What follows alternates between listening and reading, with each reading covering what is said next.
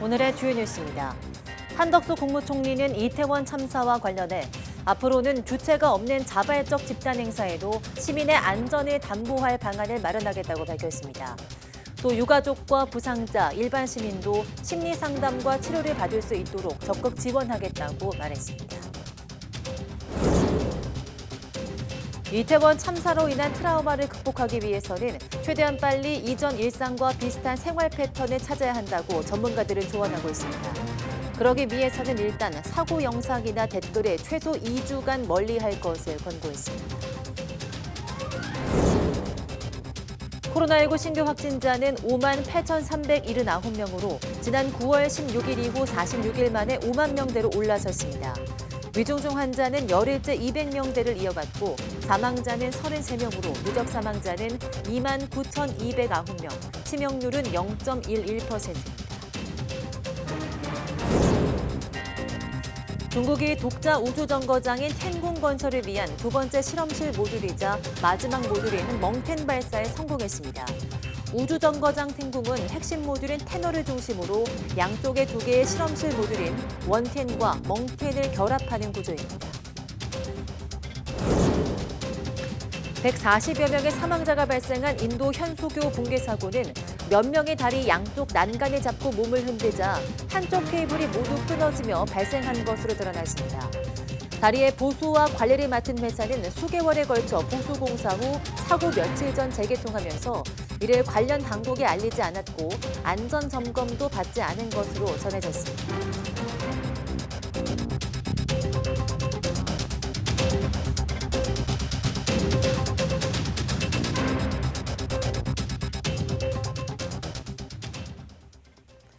네, 여러분 안녕하십니까? 11월 1일 사이언스 투데이 시작합니다. 네, 이태원 참사 현장의 영상이 여과 없이 퍼지면서 충격과 고통을 호소하는 사람들이 많습니다. 유족이나 사고 생존자뿐 아니라 사회 전체가 집단 트라우마를 겪을 수 있다는 우려 속에 희생자 애도와 서로에 대한 위로가 절실할 때란 지적입니다. 신윤정 기자입니다. 이태원 참사 뒤 일상에 복귀한 시민들. 어처구니 없는 사고로 대형 인명피해가 난 걸 보며 정확히 설명하기 힘든 슬픔을 토로합니다. 답답하기도 하고 감정이 어떤 감정인지 잘 모르겠어요. 이게 본인의 의지랑 상관없이 그렇게 됐을 것 같은 상황들이 상상이 돼서 그래서 더 슬픈 것 같아요. SNS와 언론 등을 통해 사고 직후부터 거의 실시간으로 무차별적으로 퍼진 참사 현장 영상과 사진이 충격을 키웠습니다. 밤에 잠을 못 자고 계속 제가 마치 거기에 있었을 수도 있었으니까 그거에 대한 상상력이 증폭되게끔 그 어떤 사진들을 본 후에 증폭이 되면서 되게 괴로웠어요. 전문가들은 자연재해나 사고 등 심각한 사건을 겪은 사람들에게 나타나는 외상 후 스트레스 장애가 이처럼 집단적으로 나타날 수 있다고 보고 있습니다. 자극적인 영상에 반복 노출되면 뇌가 심하게 각성돼 불면과 불안, 가슴 두근거림, 호흡곤란 등의 증상으로 이어질 수 있다는 겁니다. 심각한 공황 발작이 일어난다든지 깜짝깜짝 놀라고 잠을 못 자고 자꾸 그 장면이 머릿속에 떠올라서 어떤 일을 집중하지 못한 여러 가지 정신적 증상들이 나타날 수도 있습니다. 따라서 영상을 반복해서 시청하는 것을 최소 2주간 삼갈 것을 조언합니다. 또 불안이 분노로 발전하는 2차 트라우마로 번지지 않도록 참사 책임을 성급히 떠넘기거나 관련자들에 대한 비난과 혐오를 자제해야 한다고 지적합니다. 분노의 어떤 갈등 상황을 보는 것만으로도 2차적 공황장애, 2차적 트라우마를 느낄 수 있거든요. 그래서 최소 2주 정도는 이런 언론이나 어떤 이런 영상에서 좀 멀어지시고 본인의 어떤 그 생업에 집중을 하시고 운동이나 이완, 그리고 심호흡하는 훈련 이런 것을 통해 자신의 불안을 낮추려는 노력이 필요합니다. 이번 참사가 우리 사회 모두의 불행이란 점을 받아들이고 서로 위로하며 일상을 회복하려는 노력이 필요한 때입니다. YTN 신윤정입니다. 한덕수 국무총리는 경찰에서 명확한 사고 원인을 규명하기 위해 조사와 분석을 진행하고 있다며 이를 토대로 앞으로는 주체가 없는 자발적 집단 행사에도 시민의 안전을 담보할 방안을 마련하겠다고 설명했습니다. 한 총리는 오늘 정부 서울청사에서 열린 이태원 사고 중대본 회의 모두 발언에서 이같이 밝히고 이를 위해 해외 사례 등을 참고해 전문가들과 함께 과학적 관리 기법도 모색하겠다고 덧붙였습니다.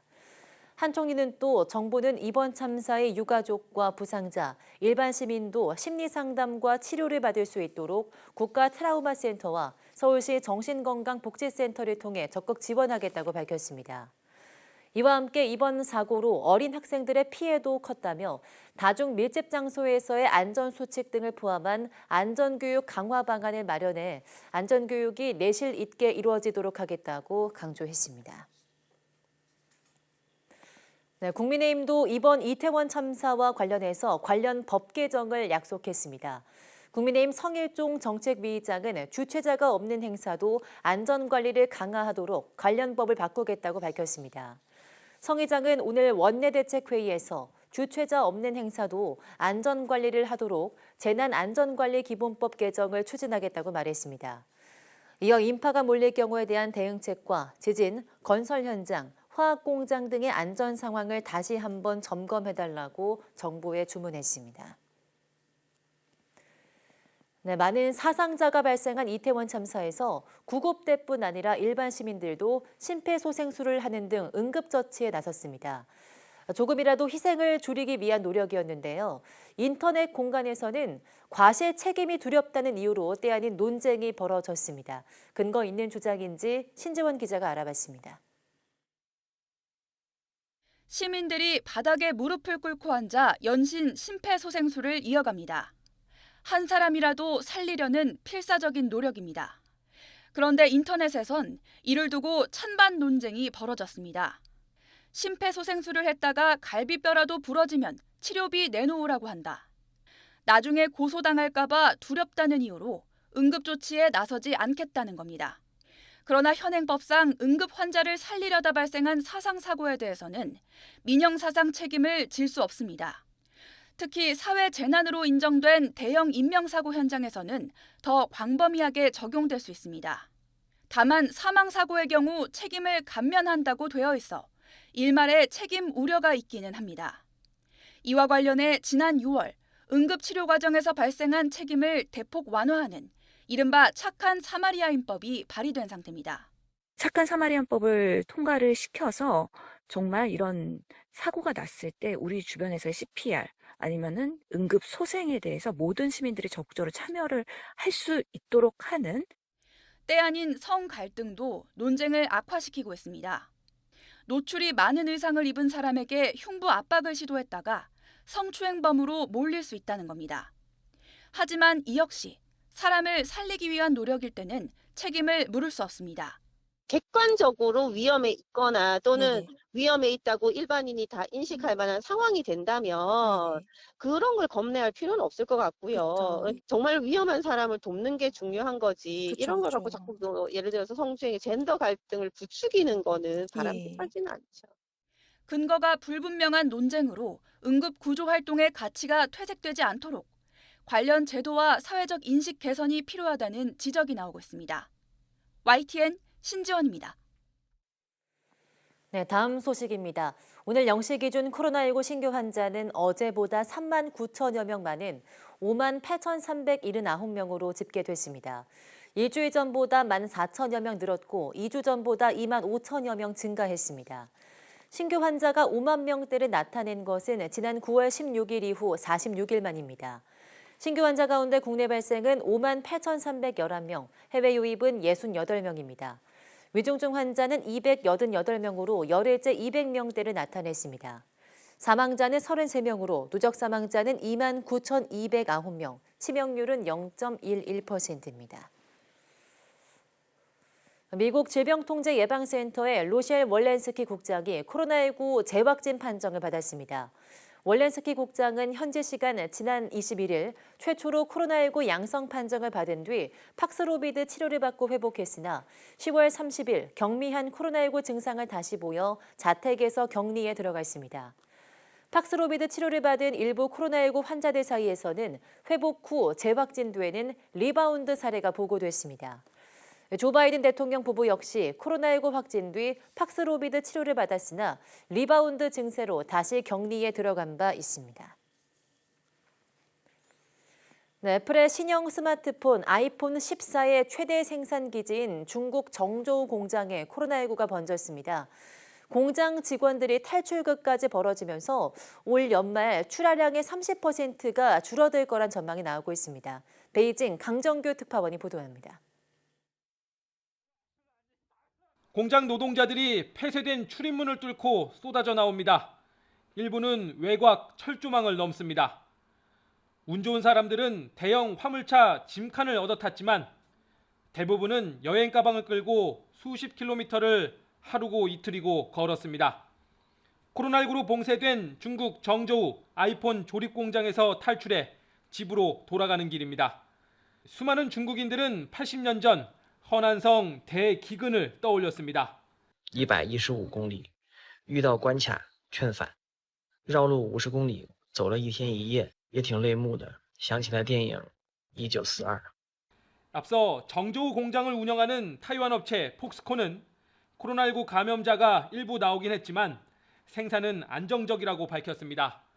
특히 인터넷에서 떠도는 2만 명 감염설은 엄중한 거짓말이라고 반박하기도 했습니다. 그러나 내부 노동자들이 전한 실상은 달랐습니다. 공장 곳곳에 쓰레기가 산더미처럼 쌓여 있고 코로나19 확산 공포 속에 먹을 것조차 제대로 배급되지 않아서 탈출국이 벌어졌다는 겁니다. 昨天是送了2个面包，也没有人来做核酸。发烧39度3，无人处理。富士康不管我们的死活。 30만 명 넘게 일하고 있는 폭스콘 정저우 공장은 세계 아이폰 출하량의 절반을 생산합니다. 올 연말 신형 아이폰 14 출하량의 30%가 줄어들 수 있다는 전망이 나옵니다. 애플 주가는 물론 기업 이미지에 빨간불이 켜졌습니다. 베이징에서 YTN 강정규입니다. 코로나19 장기화로 학생들의 기초 학력이 떨어지자 정부가 학생들의 평가에 학업 능력이 부진한 학생을 맞춤형으로 지원하겠다는 대책을 내놓았습니다. 교육부는 원하는 학교나 학급만 자율적으로 신청해서 실시하기 때문에 일제고사가 아니라고 강조했지만 논란은 끊이지 않고 있습니다. 신현준 기자가 보도합니다. 코로나19로 2년 넘게 원격 수업이 이어지면서 학생들의 기초학력 부진과 학력 양극화가 현실로 나타났습니다. 정부가 대책을 내놨습니다. 학업 성취도 평가 대상을 확대, 부진 학생의 맞춤형 지원을 하겠다는 겁니다. 응시 대상은 올해 3개 학년에서 내년엔 5개 학년, 2024년엔 초등학교 3학년부터 고등학교 2학년까지로 대폭 확대합니다. 이러다 보니 사실상 전수평가가 부활하는 것 아니냐는 우려가 나왔고 대통령 발언은 이런 논란에 기름을 부었습니다. 지난 정부에서 폐지한 학업 성취도 전수평가를 원하는 모든 학교가 참여할 수 있도록 하고 교육부는 과거 줄세우기 논란이 일었던 국가 수준 학업 성취도 평가와 이번 맞춤형 학업 성취도 자율평가는 다르다고 강조했습니다.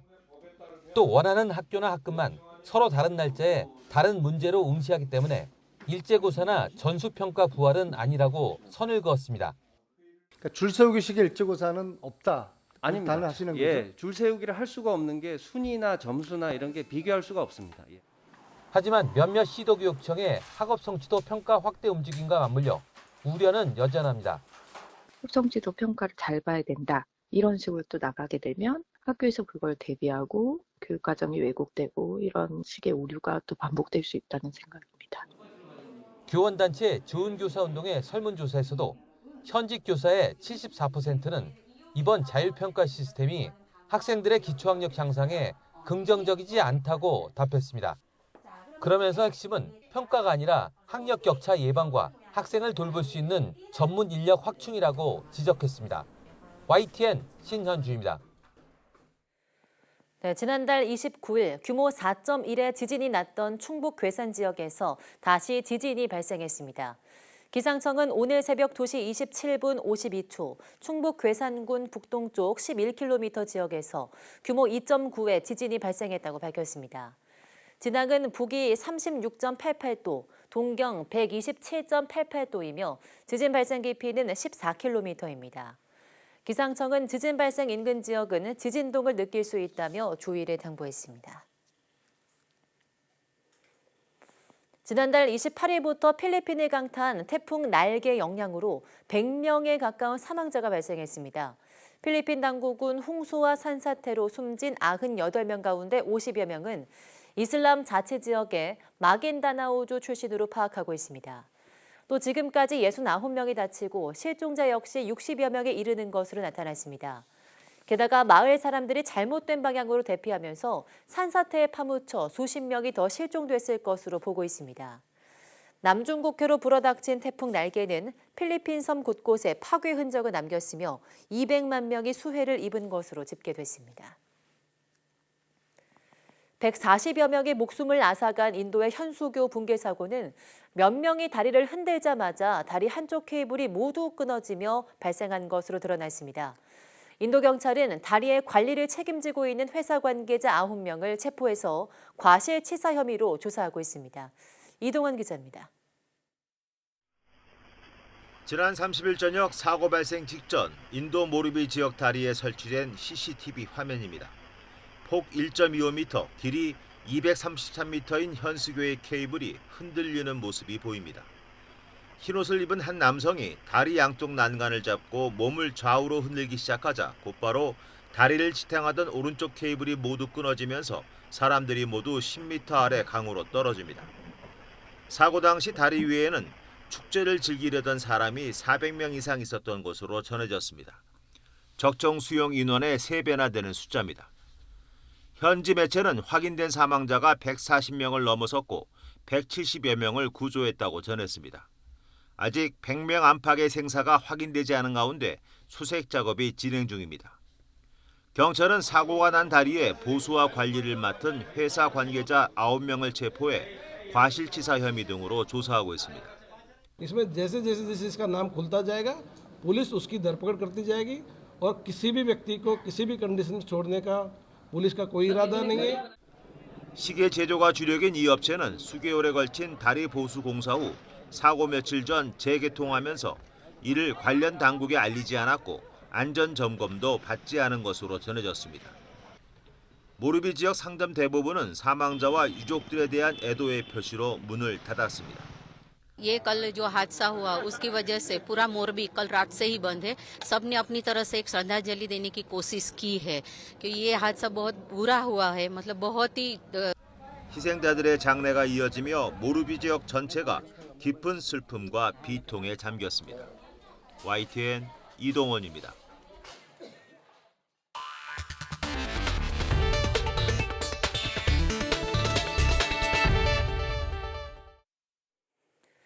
중국이 독자 우주정거장 건설을 위한 두 번째 실험실이자 마지막 모듈인 멍텐 발사에 성공했습니다.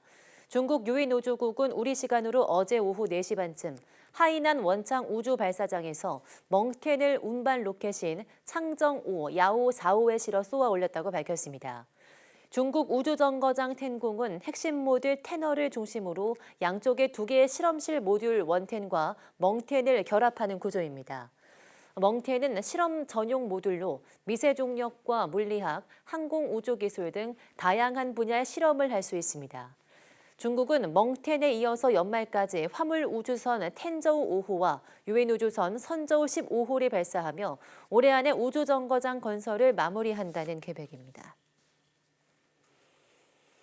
메타가 운영하는 글로벌 소셜미디어인 인스타그램에서 로그인이 되지 않고 계정이 차단되는 등 오류와 장애가 약 8시간 30분가량 계속돼 세계 각국 사용자들이 불편을 겪었습니다. 해당 오류는 전날 오후 10시 반쯤부터 국내뿐 아니라 세계적으로 일제히 발생했으며 오늘 오전 7시 복구됐습니다. 인스타그램 측은 공식 트위터 계정을 통해서 세계 여러 지역의 사람들이 계정에 접속하는 데 문제가 있었다며 사과의 말을 전하고 장애를 복구했다고 밝혔습니다. 국내외 이용자들은 장애가 이어지는 동안 포털 등을 통해서 인스타그램 오류 등 키워드를 검색하면서 불편을 호소했습니다.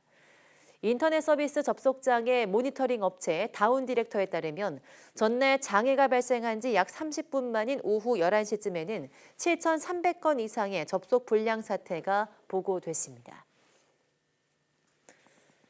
네, 우리나라가 폴란드 민간 원자력 발전소를 최대 4기 건설하는 협력 의향서와 양해각서를 체결했습니다.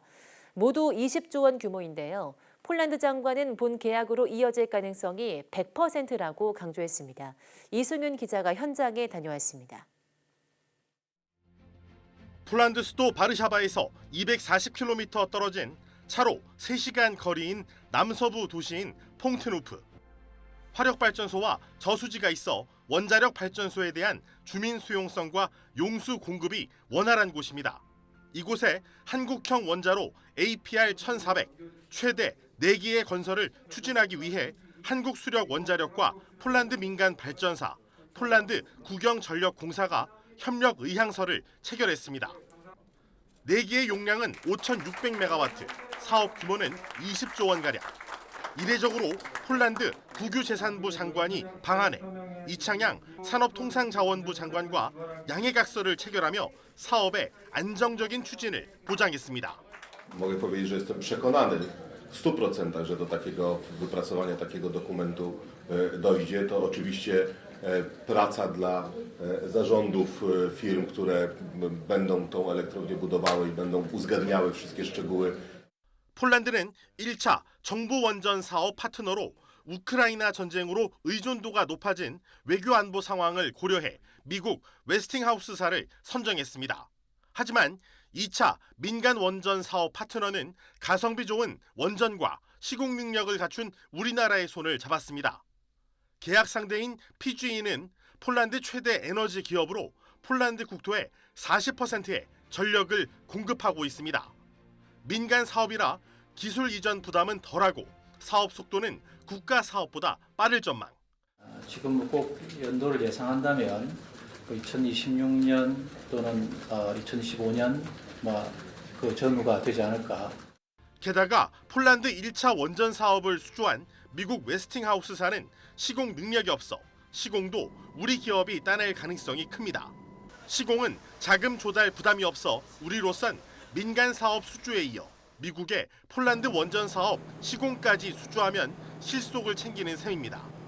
체코, 사우디 원전 수주전을 위해 미국 웨스팅하우스사와의 소송 해결은 숙제입니다.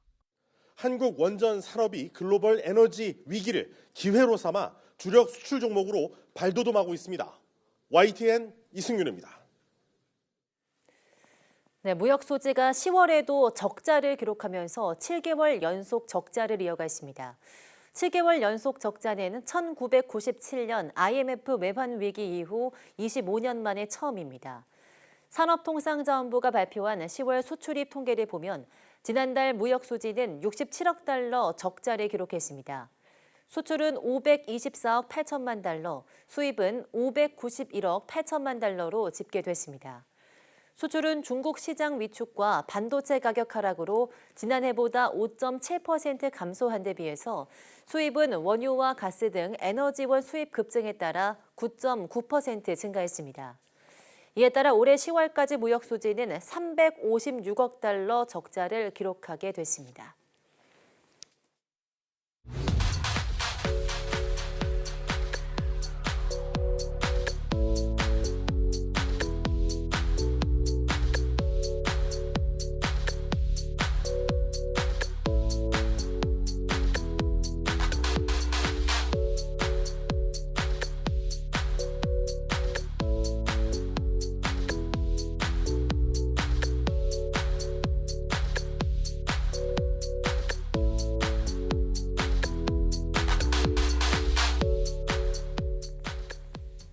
네, 우리는 자신이 가진 취약점을 단점이라고 생각해 드러내지 않고 감추기 쉽습니다.